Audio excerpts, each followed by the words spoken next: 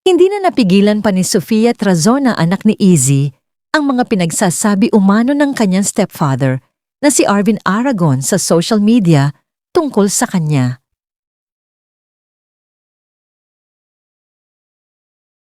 Ibinunyag ni Sofia ang mga pananakit at mga matitinding karanasan niya habang nakatira ito sa poder ng kanyang ina na si Izzy at stepfather na si Alvin. Narito ang buong detalye. Okay, to Mr. Aragon, I'm addressing this specifically to you dahil, to be honest, I'm tired, I'm hurting, and pagod na din akong mag-defend and protectionan yung nanay ko. Sa lahat ng mga interview, sa lahat ng mga nangyari din dito sa social media, napapagod na din ako. Gusto ko na din matapos lahat ng to. And hindi ko din alam kung saan nanggagaling yung galit mo dyan sa puso mo. Kasi, to be honest, dapat naman, di ba, full of love tayo eh. Pero wala naman kasi talagang perfect na Christian. Pero at the same time, bakit wala nang grace, wala nang compassion, di mo kayang magbigay ng grace and compassion.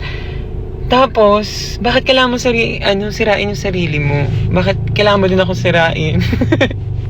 And honestly, pagod na ako. Hindi ko alam kung kailan matatapos to.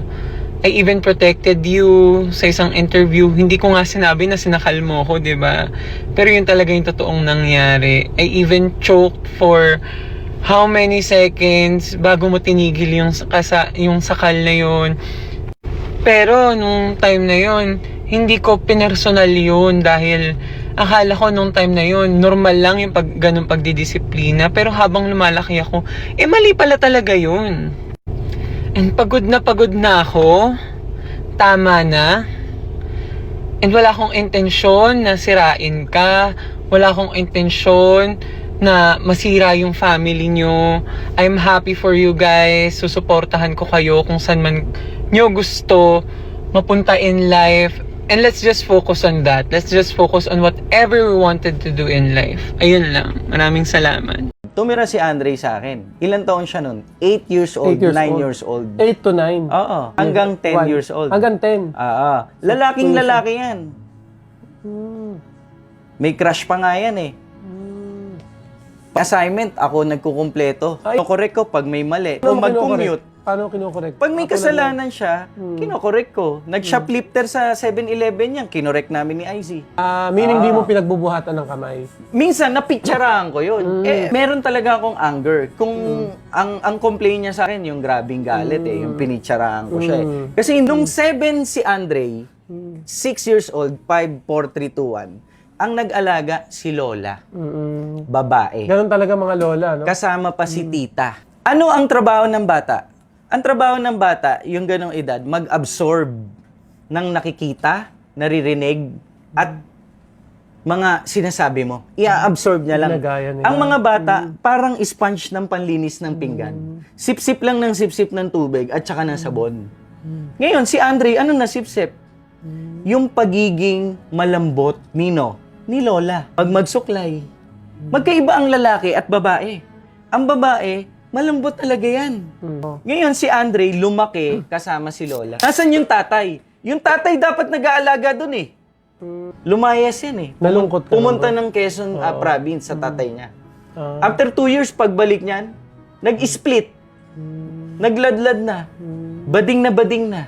Correct ko pag may mali. Kung mag-commute, Paano kino-correct? pag may kasalanan siya, kino-correct ko. Nag-shoplifter sa 7-Eleven yan, kinorek namin ni IZ. Meaning di mo pinagbubuhatan ng kamay. Minsan, Andre, ano na sip-sip? Yung pagiging malambot, ni Lola. Pag magsuklay. Magkaiba ang lalaki at babae. Ang babae, malambot talaga yan. Ngayon, si Andre, lumaki kasama si Lola. Nasaan yung tatay? Yung tatay dapat nag-aalaga dun eh. Lumayas yan eh. Nalungkot ka Pumunta naman. ng Quezon province sa tatay niya. After 2 years, pagbalik niyan, nag-split. Nagladlad na. Bading na. Tumira siya sa concert. Etong tanungin mo, bakit ayaw ni Lord? Bakit ayaw ni Lord na mag-concert? Marami kasing Oh, tao hindi naintindihan. bro, no? explain natin. Mm. Ba't umalis si IC? Sa name. Ano ba yung name? Ano ibig sabihin ng sex? Sex created by God in the context of marriage.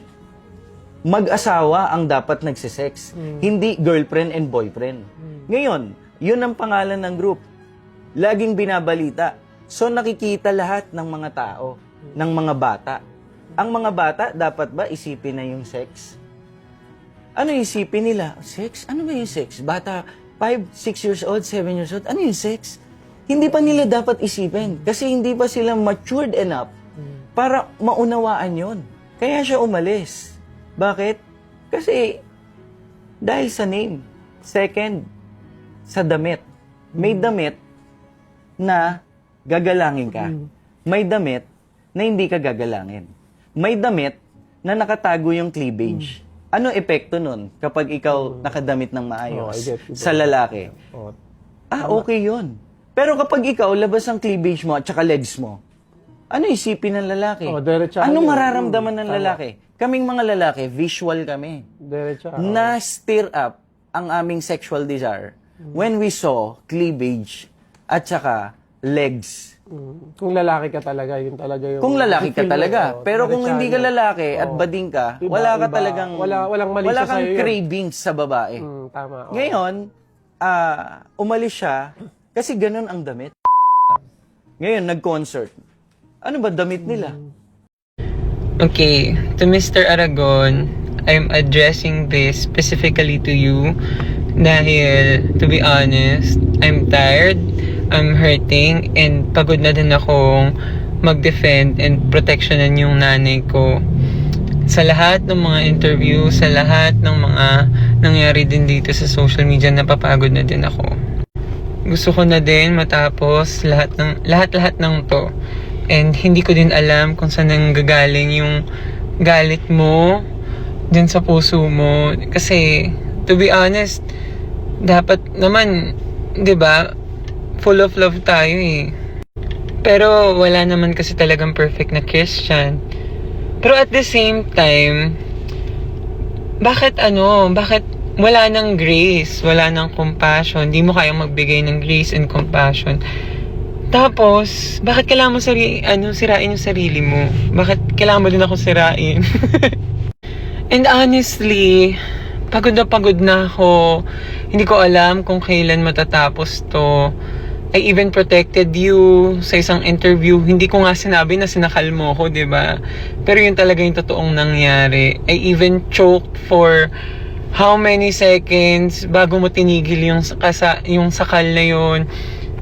Pero nung time na yun, hindi ko pinersonal yun dahil akala ko nung time na yun, normal lang yung ganung pagdidisiplina. Pero habang lumalaki ako, mali pala talaga yun. And pagod na ako. Tama na. And wala akong intensyon na sirain ka. Wala akong intensyon na masira yung family nyo. I'm happy for you guys. Susuportahan ko kayo kung saan man nyo gusto mapunta in life. And let's just focus on that. Let's just focus on whatever we wanted to do in life. Ayun lang. Maraming salamat.